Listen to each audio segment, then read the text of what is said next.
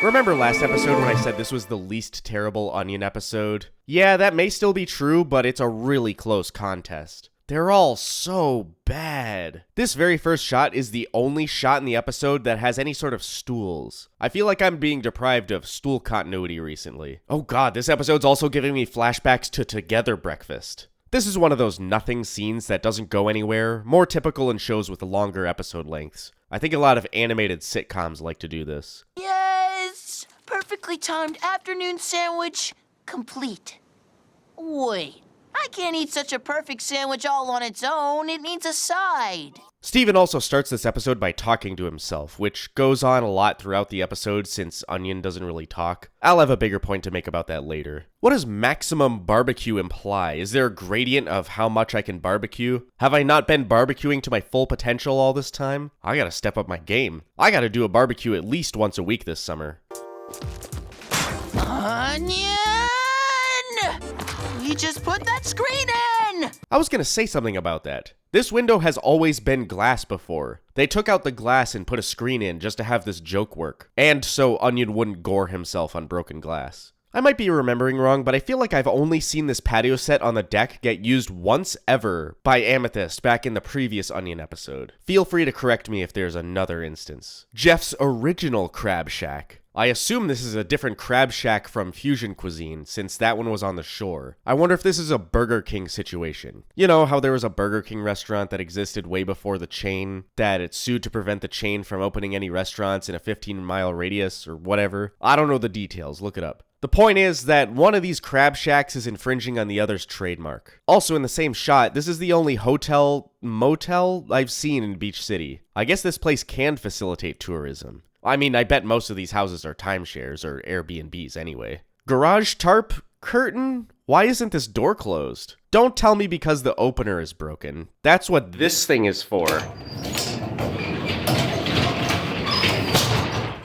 Not only did Steven follow Onion into this house, which he doesn't know who lives in it, he leaves and then comes back again. Talk about Onion breaking into Steven's house, Steven's breaking into Onion's house. Just because he did it first doesn't make it any better. Oh, paint fumes, that's why the garage door is open. Also, this art workshop is fucking sick. Looks like Vidalia got a sink installed here and everything. Actually, wait, this sink doesn't make sense. Well, these drawers don't make sense. Who's in there? No, I don't know how you got past that tarp, but this is private property. Get down, she has a fucking gun! Like, for real this time. I've used that line jokingly before, but that's an honest-to-God in-the-flesh double-barrel shotgun. And yeah, that's a reasonable reaction to people breaking into Vidalia's home. I'm just shocked that there's a gun in a 2010s Cartoon Network show. Man, you've changed. You look terrible. You look the same.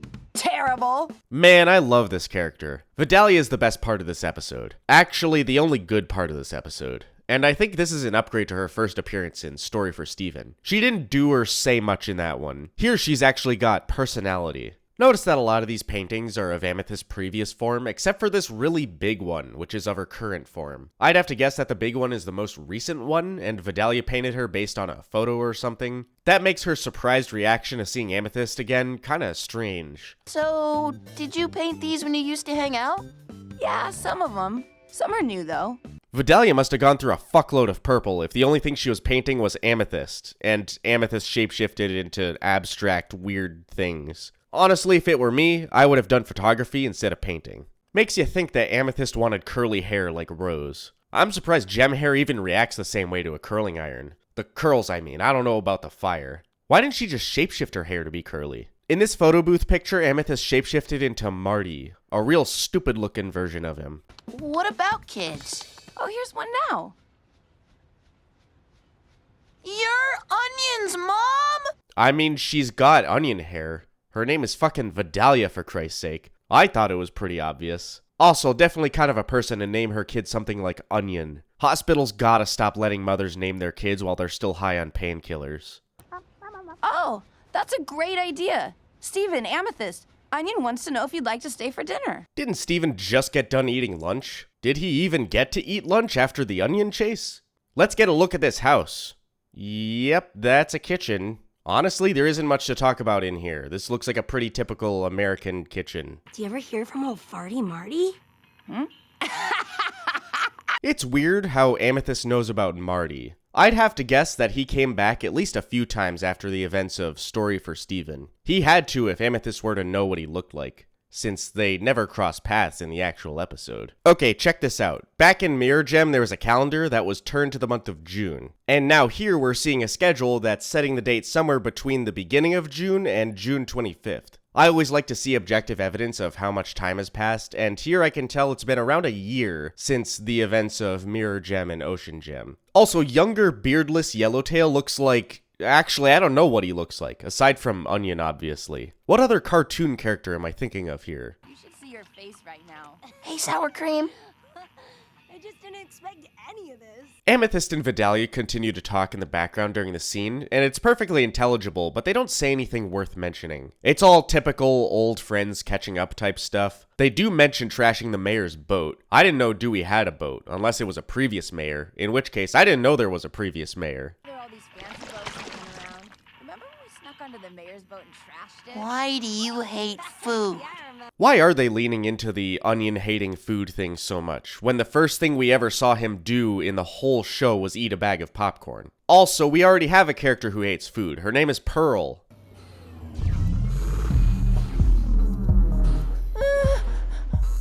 What's going on? Oh, whenever sour cream starts DJing, it uses all the electricity in the house. Holy building code violation, Batman. Got any breakers on those circuits? Cool shopping cart. Sour Cream's set continues throughout this scene, which is a cool in-world source of background music. Reminds me of any scene that takes place in a nightclub. You know, this is a pretty fucking normal room for Onion. Aside from the shopping cart, of course. I expected this room to either be trashed or perfectly organized. But no, this looks like any other kid's room. Is that your pet? Oh, that must be where he lives, right? Let me help you put him in his home.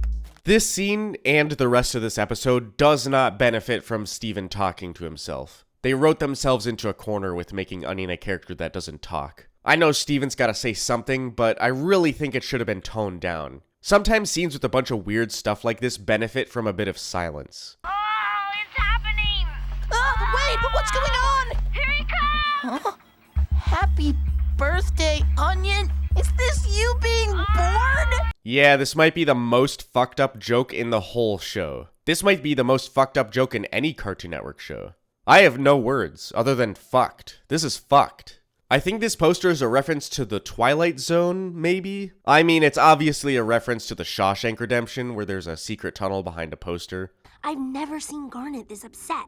It's awful at home. I feel trapped. That's crazy. I know what you mean, though. Alright, I'm gonna call this episode filler by the end of it all, and I can already smell the comments saying that, nuh-uh, because there's a scene where Amethyst vents to Vidalia and it ties into the arc. But that's stupid. That scene lasts less than a minute. The rest of this episode is pointless schlock that doesn't go anywhere. Imagine someone gave you a bowl of sand with a Ferrero Rocher buried in it somewhere. That's not a bowl of sand, that's dessert, because it has a Ferrero Rocher in it. It's part of the meal. That's all I can hear when people tell me that every episode of Steven Universe is important. Why does this house have a die-hard vent? It leads into the secret room, but does this vent not carry air or anything? I want a secret vent room in my house, actually. That's cool as hell. Onion, it's full of guys. Yeah, remember Guys from Onion Trade? That's all I got. It's a callback. Half Moon. And don't worry about that other stuff. It's gonna blow over. You're a rock. That's what you are, right? I think that's racist. Is that racist? Well, whatever you are, don't be a stranger. Yeah, I can stop by anytime if you need inspiration. Maybe Amethyst visited a few more times off screen, but this is the last time we get any character out of Vidalia, aside from a few more flashbacks.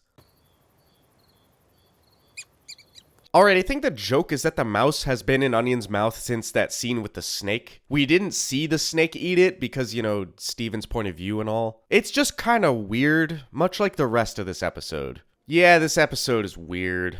I like Vidalia, but the rest of this is total filler. I guess it's a bit of a fun romp after two really heavy episodes back to back. The audience needs some time to breathe, so it's not even a bad spot to have some filler. I wouldn't call this episode bad, it just doesn't have anything going on. It's much more bearable to watch than Keystone Motel, but not nearly as funny. Onion isn't funny, he's my least favorite character in the show, I've expressed that before. This is still the best Onion episode, but that's not a very high bar to clear. But if you want to see new videos from me a week before they premiere on YouTube, you can subscribe to my Patreon for just a couple bucks. The link is in the description, as always. Biggest shout out to my Grandmaster patron, Scala LD, Grandmaster of Organization. Can you help me clean up my office? And shoutouts to my master patron, Geeky Game Guru, master of taking their state bar exam. Not necessarily passing it, just taking it. And shoutout to my journeyman patrons, Henri Wickers, Bananas Are Violet, Boomblorp, Dr. Moon, Gage M, Horsey Jumper. If there's a vent in Onion's house, does that mean there's a room where the vent goes through? JK Gamer 2146, Marsh, Max Buchek, Netabag, Sam Bishop, Silly Alien Lady, The Cloaked Goat, The One True Fusion, Yotawo, and ZT the Fish Guy. Next episode is Historical Friction. More filler? I think it's good filler, at least.